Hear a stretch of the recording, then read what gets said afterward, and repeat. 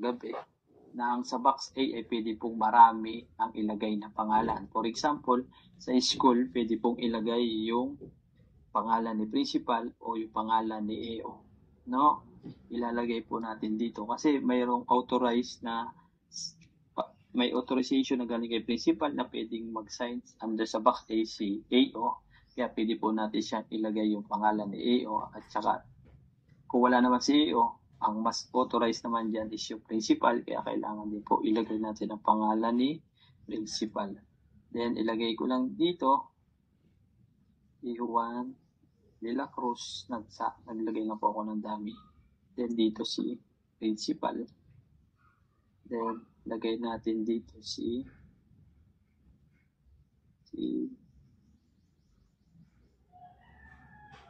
Ana Mendoza. Ito naman yung accountant. Pwede naman po natin yan ilagay. O kaya lagay natin na AO. Administrative Officer. AO, hindi pala accountant. No? Pwede din po siya accountant kung authorized siya na mag-sign sa box A. Is ilagay po natin. Pero under sa school is si principal and then si AO. Kung tapos na po, click natin yung OK. Then, click yung yes. Then, pagdating sa preferred by, sino ba yung nag-preferred ng inyong mga transaction? Kung si bookkeeper, yan, ID si bookkeeper po, si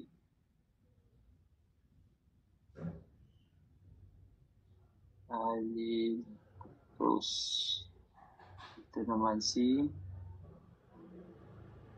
Administrative Assistant. O kaya kung may clerk ka, si Arnold Tan. Ito naman yung accounting clerk. Yan, siya naman din yung nag-prepared. No, pwede po dumami pa dyan kung sino-sino po yung nag-prepared ng job nyo. Siya po ilagay natin dito. Ilagay po natin lahat under dito sa authorization ng prepared by. Then, kung tapos na po tayo mag-setup, click po natin yung OK. Then, click yung yes. Then, pagdating po sa certified correct, sino po ba yung nag-a-assign?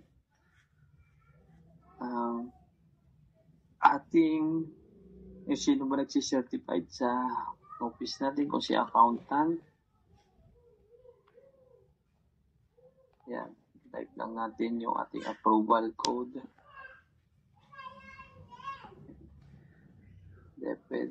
Then yan, pwede na po natin. Yan, for example, pangalan ko na lang. Then, lagay natin, sample lang naman. Accountant. Yan. Then, lagay natin, yes, okay. Then, the next is, pakilagay po natin office name. Yung office name, pinaliwanag ko na po kahapon. Kailangan natin to dahil pagdating sa report ng management responsibility na pwede natin ma-provide na dito kay FRS, ilalagay natin office name. I-click lang po natin edit data. Then, approval code DepEd. Then, lagay natin dito, Sumulong National High School. Yan.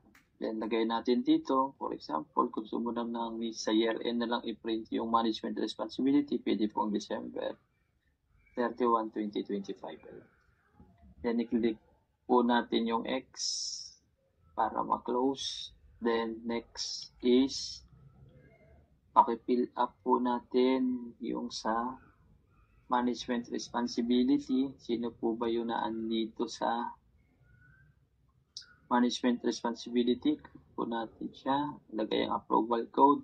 Lagay ko pangalan ko dahil si accountant o si bookkeeper ang nakalagay dito sa ganito. Right side ba to? O sa left side? Yan si accountant. Sa left side. Accountant po si bookkeeper. Then click natin yung okay. Tapos na po. Then, punta natin ngayon si right side. Yan sa right side, si principal. Ano ang pangalan ni principal? Si Juan de la Cruz. D3P3D. Si Juan de la Cruz. Principal.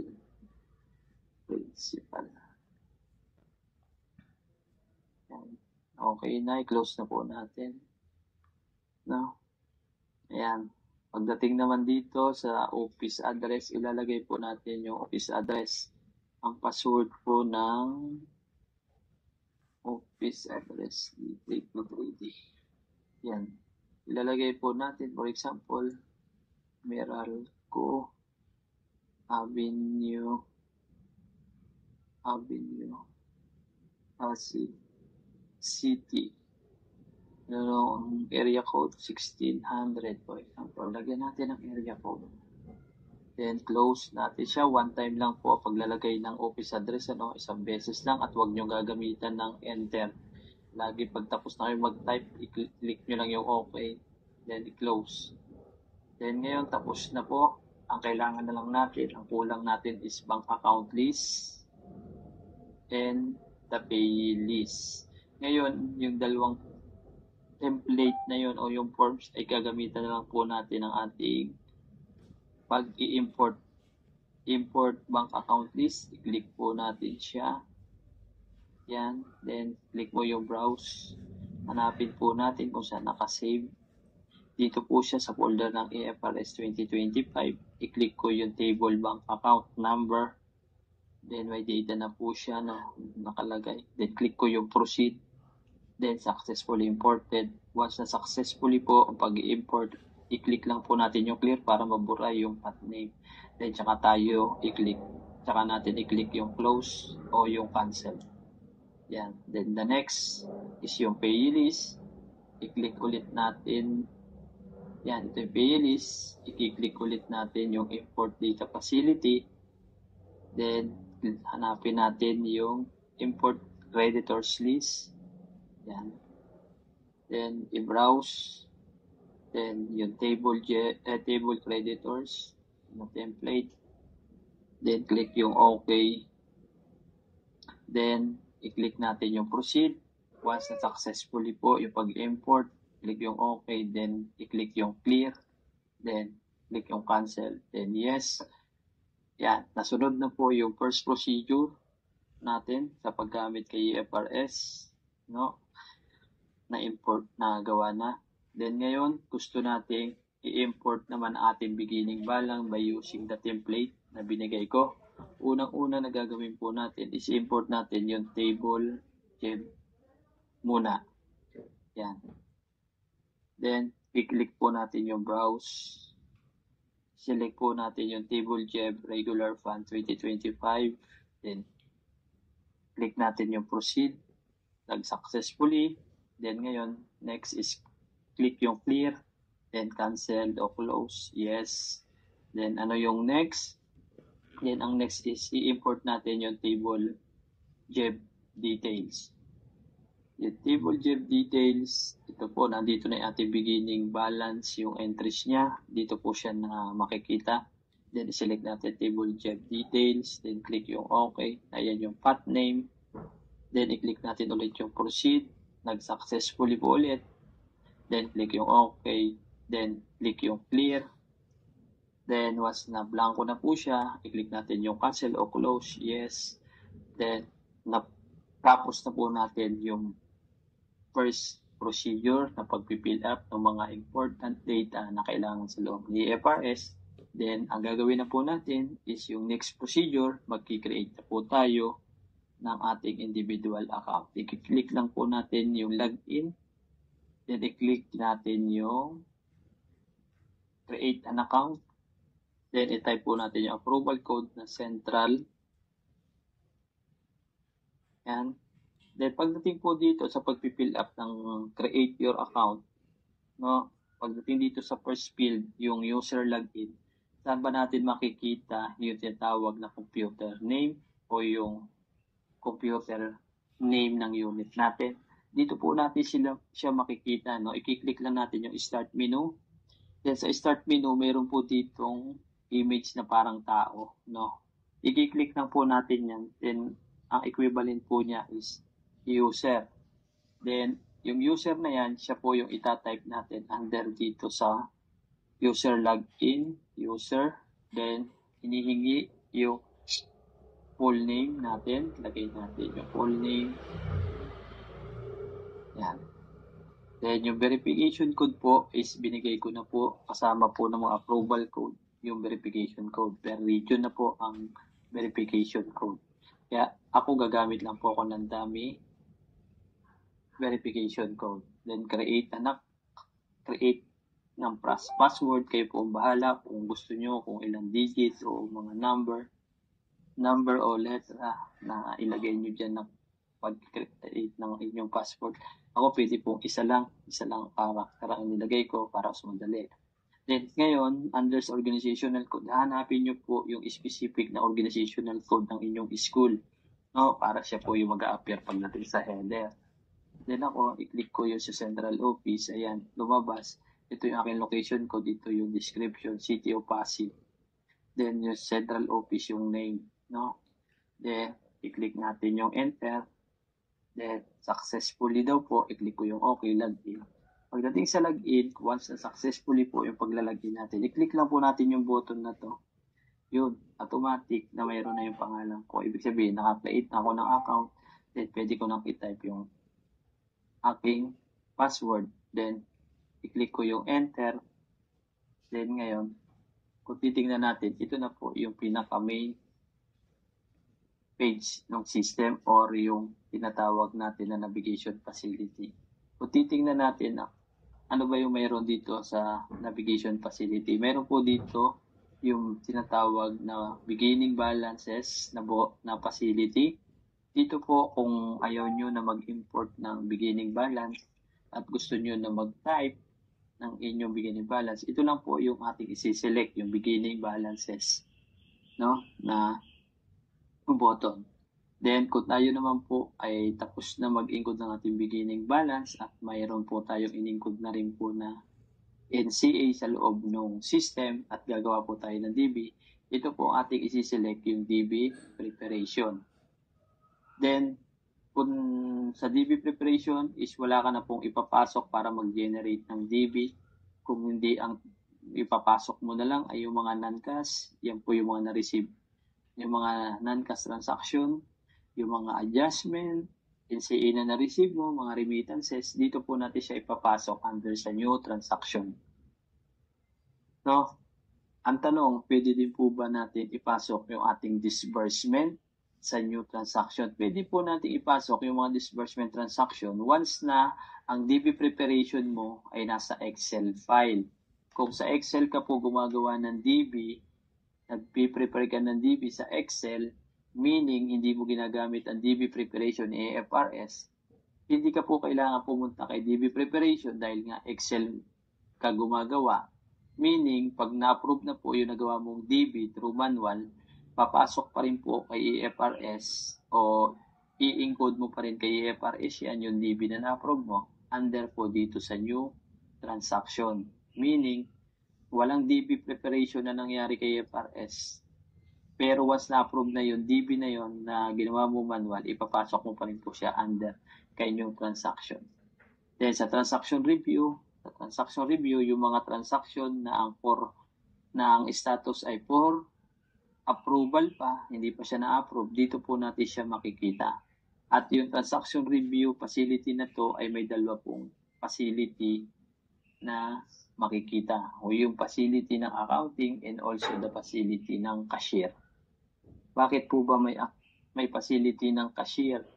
Kung ang system na sinabi ko nga kagabi, ang system ay pwede po natin gawing multi-user, then pwede po natin i-share yung system kay cashier para siya po yung mag-encode ng check or add the number o date issued, no, dito kay IFRS, para yung RCI na ma-generate dito kay IFRS is pwede na rin pong gamitin ni cashier as report niya po. Okay. Kung hindi naman po natin isi-share ito kay cashier at tayo din po gagawa sa accounting, ay pwede naman po na ang accounting facility na lang ang gamitin natin. Then mamaya may kita po natin yung facility na yan. Then pagdating po naman dito sa editing data facility, may option pa rin naman po ang mga school na ma-open yung editing data facility. Ano po, kung ang transaction nyo ay kailangan nyo i-edit, except kung ang transaction na i-edit ninyo ay hindi pa nasasubmit kay auditor, pwede pa po nating habulin yung pagpapalit natin ng information o yung mga transaction na kailangang baguhin sa loob ni IFRS, pwede pa po nating habulin under dito sa editing data. Pero once na ang report po ay nasubmit na natin at nakita natin na may mali, hindi na po natin pwedeng habulin pa dito kay editing data facility kung nakasubmit na. Sana po tayo pupunta po ulit tayo dito kay new transaction. Bakit? Sa new transaction po, magpiprepare po tayo ng adjusting entries. Yan, dito sa new transaction. Dahil nasubmit na po natin yung report at mayroon lang tayong kailangan i-correct, magpiprepare pa rin po tayo ng JEB for the correcting entries.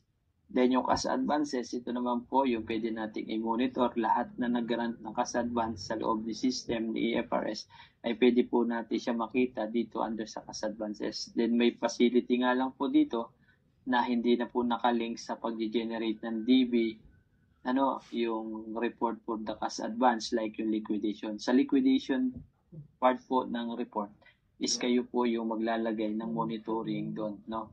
Pero yung facility niyan, pwede po natin puntahan, makita kung ano ba yung nilalaman niya. Then sa pagpahanap po natin, pwede pong hindi na tayo pumunta kay editing data na maghanap pa ng ating transaction. May facility na po na pwede tayong pumunta sa search at hanapin kung ano man yung kailangan nating mga JEB number na hinahanap na kailangan bang may naghahanap, for example, sa mga tagalabas na nahingi ng kopya, is pwede naman po natin hanapin by using the natatandaan niyo yung JEB number, mas madali po natin siya mahanap. Then sa one-time posting facility naman na to, ito naman yung facility na kung gusto mo lahat ng transaction mo is wag mo munang i-approve, then may facility naman tayo na tinatawag na one-time posting. No? Isang change lang natin ng status niya, then pwede natin siyang i-post ng isang beses lang, na one time lang, para maging approved. Then, pagdating naman po dito sa unlock admin is, inilaan natin to, pag nag-multi-user is hindi siya mapasok ng iba, no? For example, nung staff nyo, hindi niya mapapasok yung editing data facility, yung one-time posting, meaning nakalimit pag admin unlock.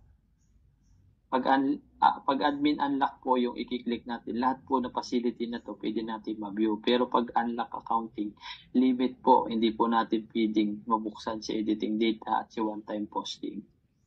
Now, yan po yung limitation ni accounting part. Then yung unlock naman ni cashier, si cashier naman is hindi naman niya pwedeng mapasok lahat ng facility dito. Only the transaction review lang po ang pwede niyang ma-open. Then nandun po yung facility ng para sa cashier na yung paglalagay niya ng check or other number. Then the rest, kapag kayo po ay lalabas ng school at mayroon kayong pupuntahan at naka-open si IFRS, huwag po ninyo kakalimutan na i-click yung lock para at least lahat ng facility na naandito po sa list is mag-deactivate po. Meaning, hindi po niya pwedeng magalaw yung mga facility na yun dahil nakalock.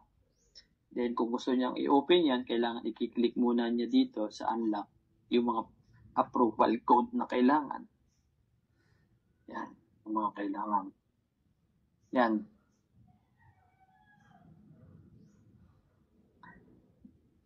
Yan. Ayan po yung yung features ng facility nito na nasa navigation button. Then kanina naggawa po tayo ng ating beginning balance. Pwede po natin siya makita under sa report. Kung titingnan natin sa JEB, pwede natin siya ma-open kahit hindi pa siya approved. For viewing lang naman yung JEB beginning balance mo. Then pwede po natin siyang makita. Yan. Wait lang po natin to, yung may portion kasi na to sa unit ko na matagal na hinahanap yung connection ng printer. Wait lang po natin.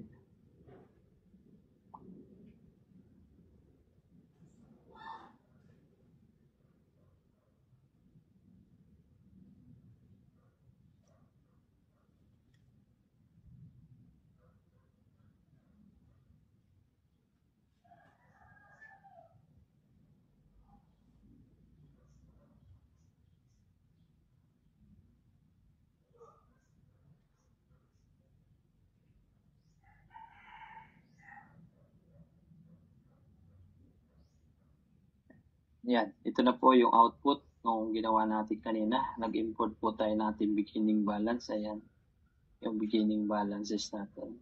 Kung titingnan ninyo, ayan, mayroon tayong pangalan, Central Office. No? Then, ayan na din yung mga information. Yan, nakita na natin siya, yung beginning balance. I-close na natin. Then ngayon, puntahan natin po yung facility na maggagawa na po tayo ng ating NCA na na-receive. Sa NCA, kung ikaw po ay school, may option ka na pwede mo nang gamitin yung unlock admin para at least yung facility na to lahat is ma-open po ninyo. Pero kung naka-multi-user, for example, sa mga division, nilimit lang niya yung facility o yung facility ni FRS para sa staff niya na mag-encode lang sila sa new transaction at mag-prepare ng DD. Ito naman po ang kailangan niyang ipaklik yung unlock accounting. Pag yung unlock admin, ito po yung ilalagay natin dito. Ang password niya is admin@deped. Click natin siya. Nag-open po siya. No? Nag-open lahat. Then, sabi ko nga sa inyo, ito yung admin function na pwede din gamitin ng mga school. Kaya sa mga school, ito na po yung gagamitin nyo, yung unlock admin para open po sa lahat. Then nga, sabi ko gagawa tayo ng NCA na na-receive. Pupunta po tayo kay new transaction. Sa new transaction, yan, o-open po siya yung new transaction. Then sa new transaction po na yan, is mamimili po tayo under dito sa button kung yung NCA na na-receive mo, under ba siya ng check or ADA, cash disbursement, cash receipt journal collection, cash receipt journal deposit, general journals. No? Kung makareceive ka ng NCA, ito po yung best option na pwede natin gamitin, yung general journals. I-click nyo lang yung general journals, then lalabas po yung mga required data fields dito. Then, ano yung unahin natin? Maglagay po tayo ng month. Naka-receive tayo ng NCA ng January 2. Lagay natin yung transaction is January 2 kung ano yung nandun sa documents na date. Then, select natin under sa transaction journal is general journal siya pupunta kung ating i-encode na NCA. Then, hahanapin po natin yung NCA receipt current. Then, pakihanap po yung responsibility center. For example, dahil wala pa akong tinype na none, i-select lang mo natin yung office of the principal. Then, sa cash flow, under siya ng inflow. Then, hahanapin po natin yung receipt of notice of cash allocation, yung EC. Then, sino po yung nag-prepared ng JEB? Hanap po tayo dito kung si Arnold Tan, accounting clerk. Then, yung magsi-certified ng JEB is si principal, for example. Pero kung bookkeeper, idagdag nyo po si bookkeeper under do sa box A. Ano, para madagdag siya dito, si bookkeeper. No, kasi yung authorized signatories in box A, siya din po yung lumalabas under dito sa fields ng certified correct. Then, ilalagay natin receive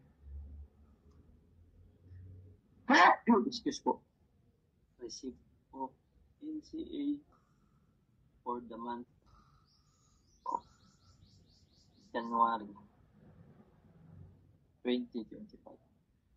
Then yan, nalagay na natin yung description. Then punta po tayo sa accounting entries. Sa accounting entries, naka-receive po tayo ng NCA. No need po natin na mag-select ng specific PAP. Kaya sinelect natin lang dito is default lang na 0. Then ilalagay natin yung ating account code 1010 44,000 Then, gamitin po natin yung tab. Then, ilagay natin yung amount. 100,000 tab. Then, yung bank account. Lagay natin, for example, yung 100,000 good for PS siya. Then, yung debtors, creditors is no need to fill up. Then, para mas mabilis yung pag-i-encode nyo, i-click nyo lang po dito sa may box na may lapis. Then, magiging arrow siya in black. Then, i-click. Gamitin po natin yung Control-C. Then, gamitin natin yung paste. Then, itab po natin. Baguhin po natin for O3 dahil subsidy na po yung next account ko na gagamitin. Then, copy. Yun. Kung gusto pala ninyong i-break kung PSM o OE, pwede po itong gawin ulit natin siyang 10, 10, 40, 40. Meaning, dalawa yung magiging cash. Yung total ng NCA mo is 200,000. Binalik down natin na yung 100,000 for PS, yung another 100,000 for MOOE. Then, click ulit natin dito sa next row. Then, nag-block. Paste ulit natin. Tab. Then, gamitin natin yung 403. Then, tab. Then, gawin natin 200,000. Then, ang ilalagay na natin dito, pwede natin, wag na natin lagyan ng bank account dahil ito lang naman yung monitor natin under sa cash lang dahil doon sa total. Yan. Then ngayon, pinacheck kung nag-correct na, nag-balance checker na, 00. Ngayon, may receive ka na NCA, pwede po tayo maglagay ng supporting documents. Hanapin po natin yung notice of cash allocation, then yung NCA number, NCA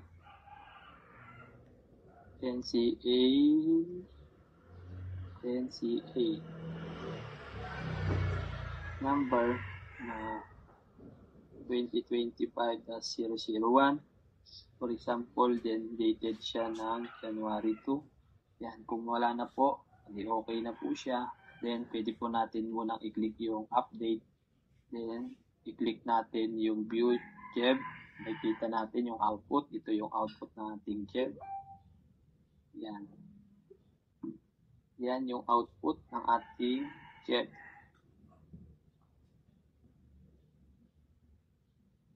Yan. Ayan na po yung output natin for the NCA natin. Yan yung output niya. Kung titingnan natin, yung status niya is for approval pa. Kailangan natin siyang i-approve dahil kanina is hindi ko pa naman siya in-approve. Biniyo ko pa lang yung report. Yan. Kung ating siyang i-approve, then i-click lang po natin, i-select natin to, yung approve. Then, lagay tayo ng 1 asterisk. Then, find ng approval is 2 asterisk. Yan. Naging approve na po siya, Then, pwede na po natin siyang i-post transaction. Then, click natin yung yes daw. Then, ngayon, nag-proceed na. Nag-good job na siya. Then, ngayon, pagdating po dito sa NCA receive, mayroon na po tayong cash. Gagawa na po tayo ng ating disbursement voucher. Sa ating disbursement voucher, punta po ulit tayo dito sa navigation data facility. Ang isi-select naman natin is DB preparation. Then, ito po yung DB preparation, yung iba natatakot dahil may lumalabas lang dito na parang error. Hindi po to error. Reminder lang ito na sinasabi dito, yung forms na pupuntahan natin na DB preparation is only for the DB preparation. Hindi po siya pwedeng gamitan ng pag-i-entry natin yung mga non-cash transaction pagdating dito sa DB preparation. Hindi po siya allowed dahil mag-error yung transaction. Then, nakalagay din dito, lahat ng transaction na na-prepare mo na DB is lahat is magpupol o pupunta kay transaction review data facility. Then, i-click natin yung okay. Ito na po yung DB preparation forms. Then, kung makikita nyo, wala pang mga required na fields na mag-a-appear dito sa taas. Kailangan po natin, before po tayo mag-start na mag-create ng DB, is i-click po natin yung View Fields button. Ito po siya, yung View Fields button. Pag kinalik po natin, lalabas na yung mga required data fields. Then ngayon, pwede na po tayo maglagay ng ating DB number. Yung DB number natin, dahil umpisa pa lang, DB number 1. Then, lagay natin is month ng January. Then, anong date nung paggagawa nyo ng DB is January 6, for example. Then, anong transaction type? Always na past disbursement journal lang. Then, select natin anong i-issue ba natin, ADA o cheque. Check. Then, lagay natin dito yung ORS number 1. Dahil parehas pa lang din, nag-umpisa pa lang tayo, kaya yung obligation niya is 1 din. Then, yung net amount is ilagay natin dito is 1,000. Then, yung RC, sino yung nag-request? For example, admin. Yan, admin yung nag-request. Then, lagay natin dito, allotment class is MOOE. Then, ano yung issue?